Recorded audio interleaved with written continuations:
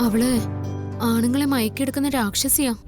തനിക്ക് എന്നെ വിശ്വാസം ഉണ്ടെങ്കിലേ ഈ ഭയപ്പെടുന്നതിനൊന്നും ഒരർത്ഥവുമില്ല. എന്നാലും ഏതെങ്കിലും ഒരു ദുർബല നിമിഷത്തില് അങ്ങനെ എന്തെങ്കിലും. താനൊന്ന് പോടോ. ഒരു ദുർബല നിമിഷം ഉണ്ടാവാൻ പോകുന്നില്ല, ഒന്നും സംഭവിക്കാനും പോകുന്നില്ല. എടോ, തൊട്ടാലുടനെ അലിഞ്ഞു പോകുന്ന ഒരാളൊന്നുമല്ല വിശാല്. എന്റെ മനസ്സിനെ കരിമ്പാറയുടെ ഉറപ്പാ.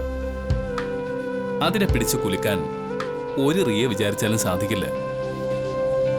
എടോ, എന്റെ മനസ്സിലെ എന്നും ഒരേ ഒരു പെണ്ണെ ഉണ്ടാവും.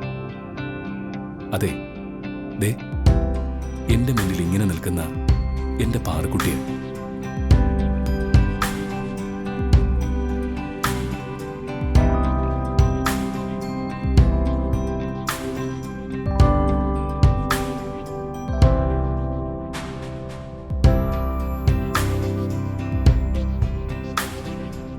എടോ,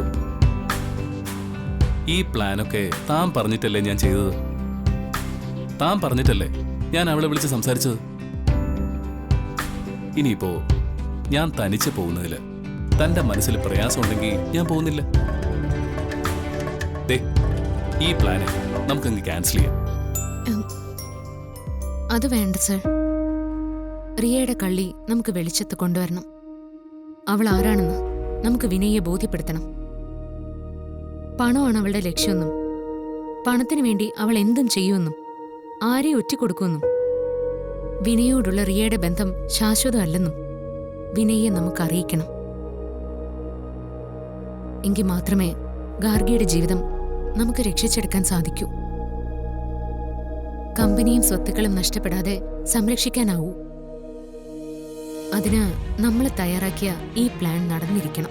പക്ഷേ ഞാൻ തനിച്ചു പോയി റിയെ കാണുന്നതിനോട് താനിങ്ങനെ വിയോജിച്ച ഞാൻ എന്ത് ചെയ്യും? തനിച്ചു പോയാൽ മാത്രമേ അവളെ വലിച്ചു കയറി അവളുടെ മുഖം മൂടി പിച്ച് ചീന്താനാവൂ. എടോ, താൻ ടെൻഷൻ അടിക്കണടോ. താൻ ഭയപ്പെടുന്ന പോലെ ഒന്നും സംഭവിക്കില്ല. എന്നാ ശരി, അവള് വിളിക്കുന്നതിനനുസരിച്ച് എവിടെയാണെന്ന് വെച്ചാ സാർ പോയി അവളെ കണ്ടോളൂ. എന്താ ഇപ്പൊ തന്റെ പേടിയൊക്കെ മാറിയോ?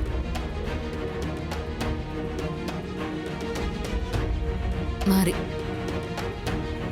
പെണ്ണുരുമ്പിട്ട ബ്രഹ്മനും രക്ഷയില്ലെന്ന് സാർ കേട്ടിട്ടില്ലേ? അതുപോലെ ഒരു ഉരുമ്പിട്ട പെണ്ണറിയാം. അതുകൊണ്ടാ എന്റെ പേടി.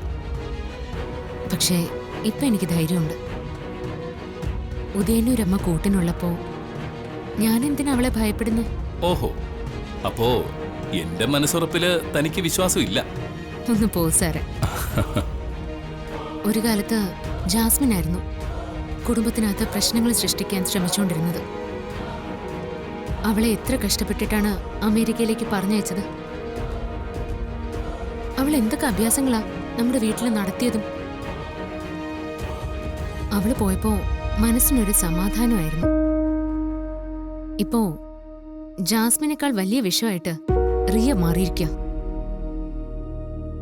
അവളെ ഇനിയും വളരാൻ അനുവദിച്ച അവൾ ഗാർഗിയുടെ കുടുംബം മാത്രമല്ല സകലതും തകർക്കും. അതുകൊണ്ടാ ഞാൻ ഇങ്ങനൊരു പ്ലാൻ തയ്യാറാക്കിയത്.